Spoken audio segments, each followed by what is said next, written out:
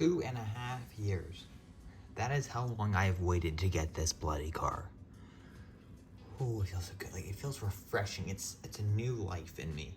Because I finally have Max Chilton's number 8 Gallagher Honda from Chip Ganassi Racing. Because at the time, Marcus Ericsson wasn't going to win a race. Exactly, the Indy 500 wasn't going to win that. So we weren't going to get a Marcus Ericsson car. Guess what? We have 2 now coming up.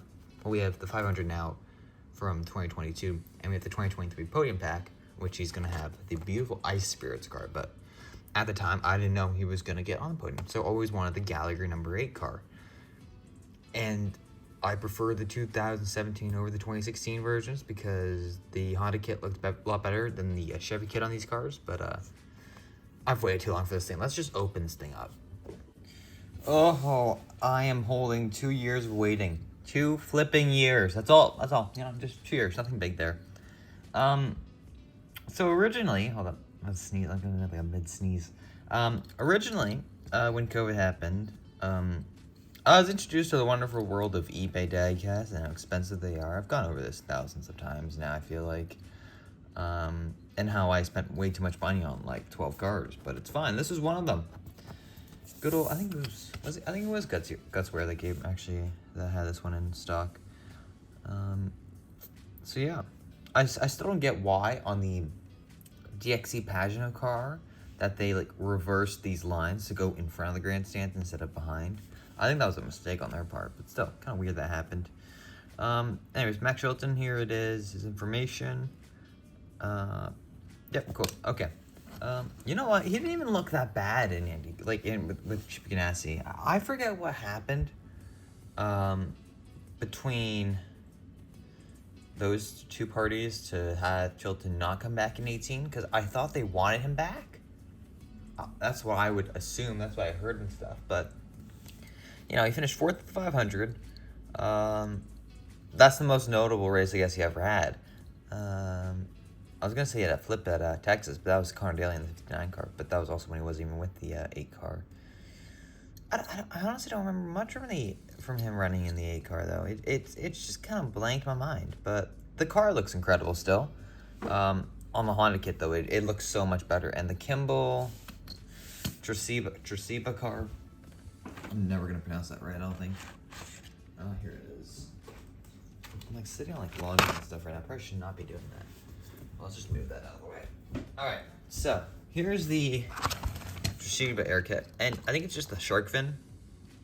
And just the rear wing and well. It just looks so much better on the Honda kit, I think, than the actual Chevy kit.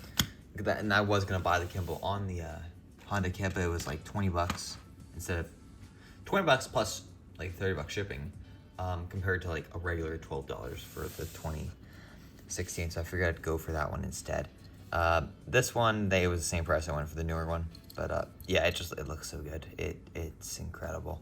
I feel like also it's like the only Gallagher car, I guess also the 2016, that didn't get messed up, because they messed up the 2018 because with a fan car. I still don't get how they messed that up. And then they messed up the and they messed up I think the 2019 car somehow. Something with, I forget what happened. It was the car was right, but something about the car wasn't right. I want to say it was maybe even like the LED dash. And they didn't get a car produced till the Scott McLaughlin car. And fun fact about the Scott McLaughlin car, because we've all been looking for it on bloody eBay and stuff. It was a St. Pete exclusive. Yep. So literally the only person I know who has it is OBB. To my knowledge, he is the only one who has the Gallagher Scott McLaughlin car. You should have picked up a few more. You could have sold those for some great prices. But yeah, take a look at this car quickly here. We got Gallagher, AJG.com,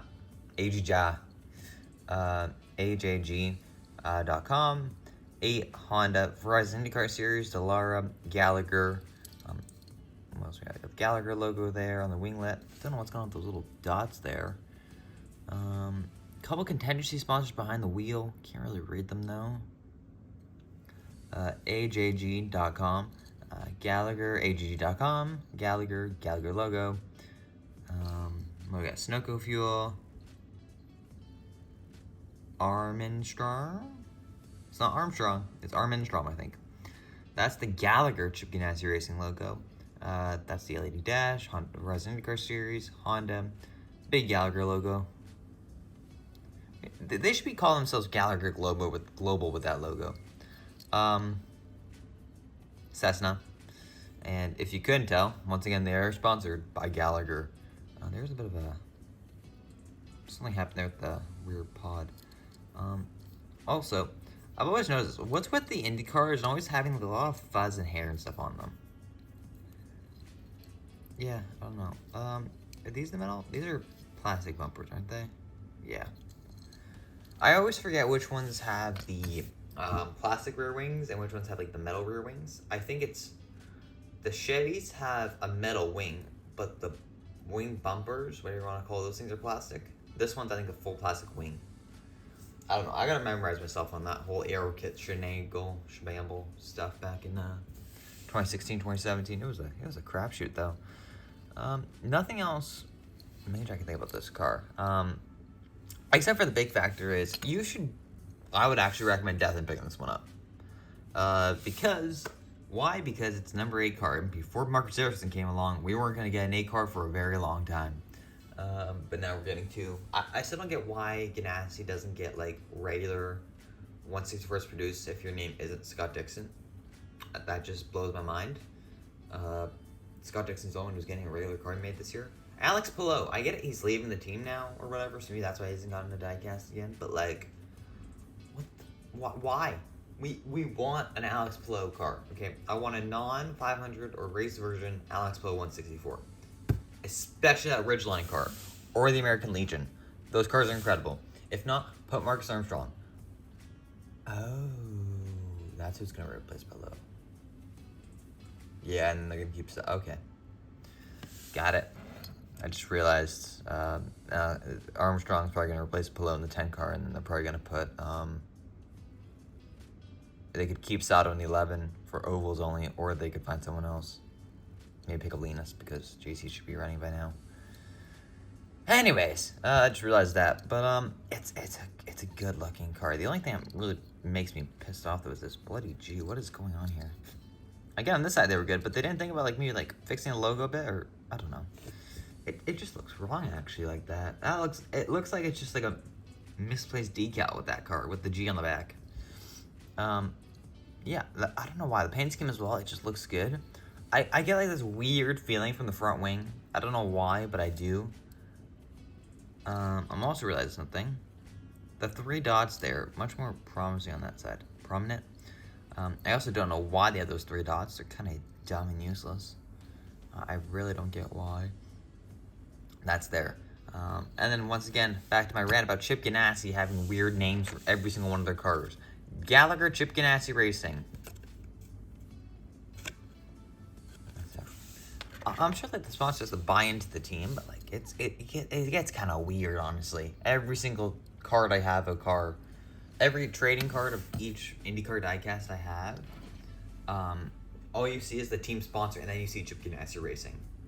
Actually, the Kyle Larson car up here doesn't have that because it's a NASCAR. So why did they have the IndyCar and not NASCAR?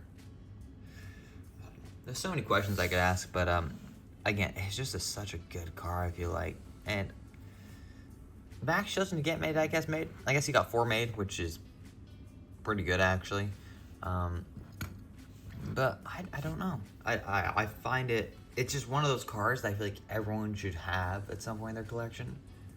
Because it's like the Novo Nordisk or Toshiba. Jesus. This is why I can't pronounce Charlie Kimball's cars. Toshiba or Novo Nordisk. That's why you should get one of those cars. Because it also just looks good. It's appealing. You notice it. It stands out a bit in your collection. Unlike all your yellows and your blues and your whites and your blacks and your reds. I'm just naming every single primary. I'm just thinking of all the diecast that are just like one color, like all the Penske cars. Or your high V cars that don't get changed. I will do a triple review on that as well. But anyways, that's a point for a different time. It's a good car. Pick it up. Just pick it up, people. Buy it. All you have to do is just buy it. It's not hard. You're gonna like it. It's a good looking car. Even if you get the Chevy kit, I'd recommend the Honda kit over the Chevy kit. I think it just looks better. It looks more better, actually. I've also just realized something. The black's not on the rear wing. Which begs the question, why does Ryan Hunter Race 2017 car have these little winglet pieces as black? It's an orange and white, or orange and yellow car. I don't know why. It's Andretti being weird. They did it with all their cars. I just realized maybe it was like an Andretti thing. It makes no sense. Anyways, that's about it I can talk about this car. So, yeah, anyways, hope you guys have a good day. Don't forget to comment, like, and subscribe so you never miss another video. This video is again more of a rant video than anything, but it's a good car, okay? I gotta make a thumbnail now and maybe just start working on another review because I leave for a flight down south in about 3 hours.